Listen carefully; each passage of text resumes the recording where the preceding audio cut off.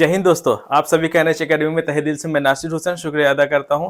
दोस्तों आज हम लोग जो पढ़ने वाले हैं वो रहेगा द्वितीय आंग्लो मराठा युद्ध, सेकेंड एंग्लो मराठा वॉर। इससे पहले मैंने फर्स्ट एंग्लो मराठा वॉर के बारे में मैंने बहुत अच्छे से मैंने बता दिया था कि उसमें जितनी भी संभावनाएं हैं, जितने भी गवर्नमेंट एग्जाम्स हो, चाहे बीपीएससी हो या फिर अदर स्टेट पीसीएस हो, एसएससी हो, सीजीएल का हो, रेलवे, बैंकिंग, एनटीपीसी, कि उसमें जो भी कॉन्सेप्ट्स बेसिक वाइज जो भी उसमें से जो सवाल पूछने के जो चांसेस हो उसको उसी हिसाब से मैंने बता दिया है। इस वाले वीडियो में आज जो मैं पढ़ाने वाला हूं उसमें रहेगा सेकेंड एंग्लो मराठा वॉर के बारे में पढ़ेंगे। चलिए इसकी जो शुरुआत करेंगे, देखिए सबसे पहले ये जो शुरुआत होता है ये 1803 से लेकर के 1805 के बीच में चलता है, मात्र 2 साल की बात चलती है।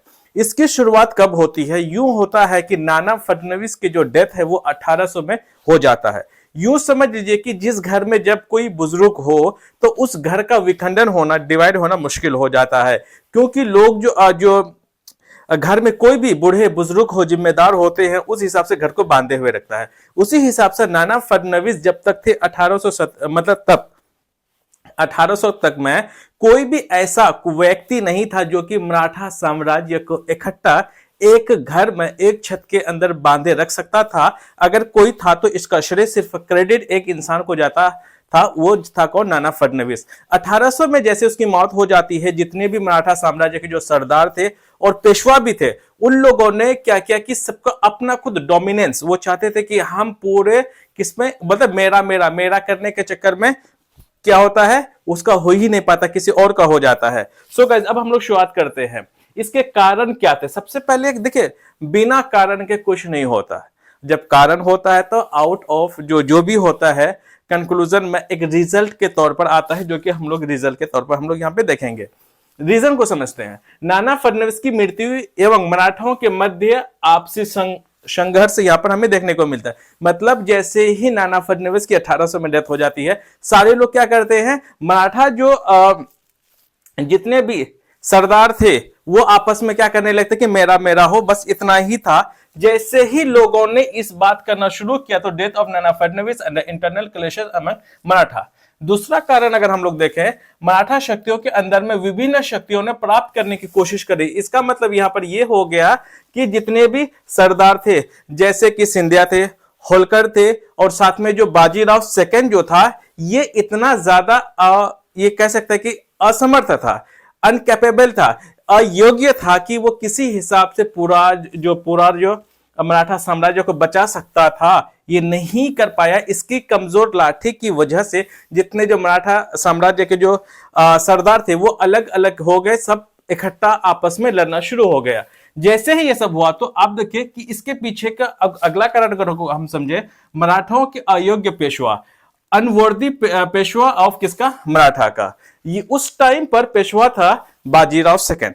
बाजीराव सेकंड था तो वो क्या किया कि अपने खुद के फायदे के लिए मराठा जो सरदार है उसके आपसों में उन्होंने लड़ाना शुरू कर दिया।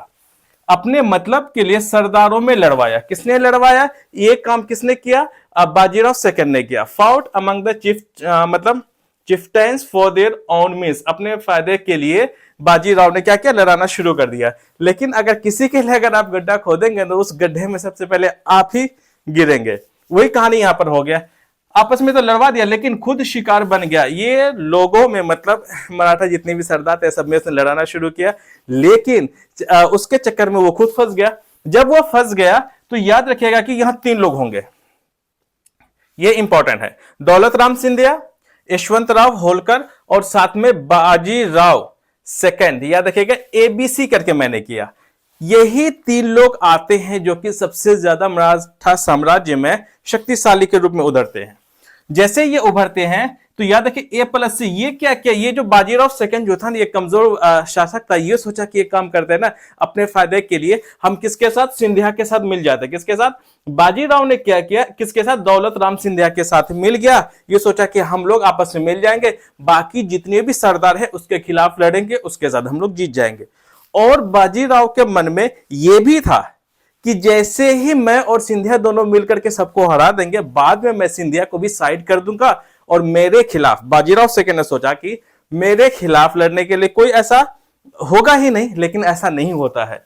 क्या करता है कि मतलब मैंने A+C लिखा है, A फॉर कौन है यहाँ पे, आपका दौलत राम सिंधिया, C से बाजीराव सेकंड, दोनों ने आपस में मिल लिया, लड़ाई शुरू कर दिया। बी हार गया, बी मतलब को यशवंत राव होलकर यहां पर हार जाता है। बात तो बहुत बढ़िया था, जैसे बाजीराव चाहता था वैसे ही हुआ। लेकिन यहां पर जो दौलत राम सिंधिया है, इसका डोमिनेंस ज्यादा होने लगा, इसकी हर जगह बोलबाला जो था ज्यादा था, इसके पास सेनाएं ज्यादा थी, ताकत ज्यादा था। भले ही ये पेशवा नहीं था, लेकिन पेशवा से भी ज्यादा बढ़कर के था। इस बात जो है ना बाजीराव को बहुत खटकने लगा। बोले कि अच्छा पेशवा तो मैं हूं, चला तो ये रहा है। इसके गुस्से के चक्कर में इसने क्या किया, बाजीराव ने, कि इसने ये सोचा कि किसी हिसाब से अब सिंधिया को हटाना है।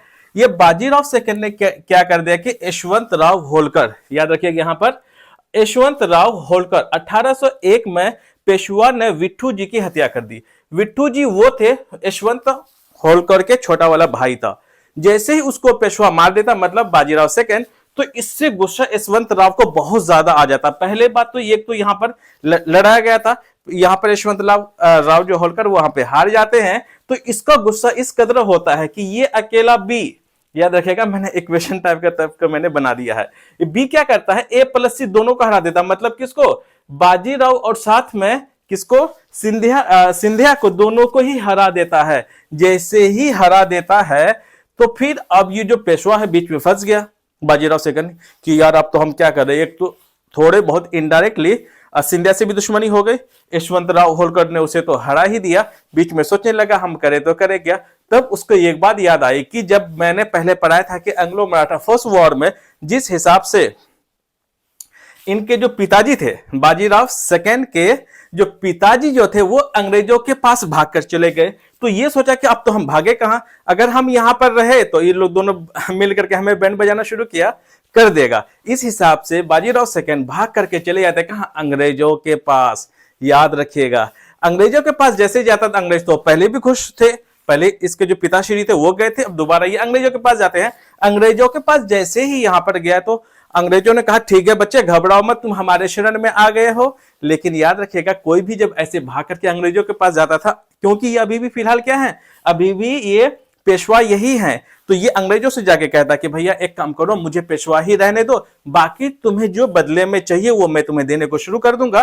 तो अंग्रेजों ने कहा चलो ठीक है भाई, एक एग्रीमेंट बनाते हैं। उस एग्रीमेंट को बोलते हैं बेसिन की संधि, क्योंकि ये जो अंग्रेज जो थे वो बेसिन में थे। बेसिन में जैसे भाग करके जाते हैं तो ट्रीटी ऑफ बेसिन जो 1802 में हो जाता है। इस बात को याद रखेगा कि बेसिन की जो संधि होती है वो 1802 में होती है। ये किसके किसके बीच में होगा, बाजीराव सेकंड और अंग्रेजों के बीच में होगा, दोनों ने किया। अब इस संधि के तहत होता क्या है, जरा सा हम लोग इसको समझते हैं। 1800 में जैसे भी होता है तो अंग्रेजी संरक्षण स्वीकार कर लिया। अब वो बोला कि बाजीराव सेकंड के भैया हम पूना तो जाएंगे नहीं, क्योंकि वहां पर कौन, यशवंत राव होलकर क्या करके कब्जा करके बैठा हुआ है, तो उसने अंग्रेजों के संरक्षण में आ गया। जैसे ही आया और अंग्रेजों ने जैसे ही बेसिन की संधि की, इसके तहत पेशवा ने अंग्रेजों को क्या क्या देता है जरा हम लोग गौर फरमाते हैं। पहली बात, गुजरात, ताप्ती, नर्मदा और तुंगभद्रा नदी के क्षेत्र जितने भी थे, इन इलाकों से जितनी भी रेवेन्यू आती थी, जितने भी राजस्व आते थे, जितने भी पैसे आते थे, ये सब के सब अंग्रेजों को दे दिया कि भैया इसके बदले में तुम ये सब सारी चीजें ले लो, मैं अभी भी क्या बन के रहूंगा, पेशवा बन के रहूंगा। ये गलती वही गलती की जो कि बंगाल के टाइम में बैटल ऑफ पलासी जो हुआ था, उसी के चक्कर सेम कहानी यहां पर होने लगा। यहां जैसे ही होगा,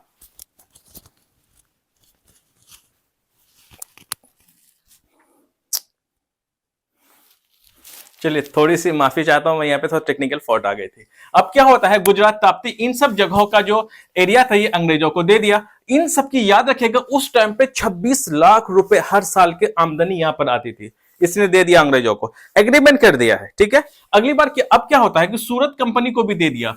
सूरत जो आज के टाइम पे जो मैनचेस्टर है, सॉरी अभी के टाइम में मैनचेस्टर नहीं है, उस टाइम पे था, अभी तो खैर अहमदाबाद है, उस टाइम पर जो था वो सूरत इतना इंपॉर्टेंट जगह था, वो अंग्रेजों को दे दिया, चलो भैया तुम ये भी ले लो। और राज्यों से संबंध का अधिकार। और इसने ये भी कहा कि भैया जितने भी पड़ोसी राज्य होंगे, जैसे कौन था, निजाम था, उससे भी पहले इसने कब्जा कर लिया। उससे पहले किसको क्या था इसने, मैसूर को क्या था, बोला कि आसपास के जितने भी मराठा के जितने भी राज्य होंगे सबसे वार्तालाप, सबसे कम्युनिकेशन मैं करूंगा, तुम नहीं करोगे। उसने भी बाजीराव कहा चलो भाई ठीक है, ठीक है, उसने भी बोला ठीक है। तो नेक्स्ट क्या होगा, निजाम से चौथ। चौथ क्या होता है कि जो भी, याद रखिएगा, जो मराठा साम्राज्य था, जो बाहरी लोगों से जो टैक्स लेता तो एक हिसाब से चौथ लेता था। चौथ ये था कि भैया हम तुम्हें बाहरी आसपास का जो क्षेत्र होता है ना, जैसे कि इंडिया है और साथ में क्या श्रीलंका है, और श्रीलंका को जैसे है, श्रीलंका को अभी तो बहुत ज्यादा बुरा हाल है। अगर श्रीलंका बोलेगा कि भैया एक काम करो, हमें ना बाहरी दुश्मनों से बचाओ, तो इंडिया क्या करेगी, उसके लिए कुछ ना कुछ टैक्स लेगी ना। उसी हिसाब से मराठा साम्राज्य के आसपास के जो जितने भी राज्य थे उनसे वो चौथ लेते थे ताकि कि उसके हिफाजत कर सके। तो बोला कि भैया निजाम से चौथ लेना बंद कर दो, क्योंकि निजाम भी किसके अंदर में आ गए थे, अंग्रेजों के। इसने कहा चलो भाई ठीक है, बाजीराव ने कहा चलो वो भी ठीक है। तो गायकवाड़ से झगड़ा नहीं करोगे, क्योंकि गायकवाड़ में भी हुकूमत किसकी चल रही थी, अंग्रेजों की चल रही थी। तो इसके आखिर जो ये सब हो गया, संधि का परिणाम, रिजल्ट ऑफ द ट्रीटी आखिर क्या आया ओवरऑल समझ के। ओवरऑल यहां पर समझ में ये आई कि अंग्रेजों को अत्यधिक लाभ, मतलब अंग्रेजों का मैक्सिमम प्रॉफिट्स किसको हो गया, ब्रिटिशर्स को, अंग्रेजों को सबसे ज्यादा हो गया। और साथ में पेशवा मराठा परिसंघ का मुख्य अंग्रेजों पर डिपेंडेंट हो गए, अंग्रेजों पर निर्भर हो गए। लेकिन देर आए दुरुस्त आए। फिर इसकी गलती की सजा, मतलब जब ये सब हो जाता है तो इसकी गलती बाजीराव सेकंड को समझ में आती है। लेकिन जब तीर्थ आंग्ल मराठा वॉर पढ़ेंगे उसमें समझेंगे कि सब लोग मिलकर के अंग्रेजों के खिलाफ लड़ते हैं, लेकिन वहां पर भी नाकाम होते हैं। So guys, thank you very much.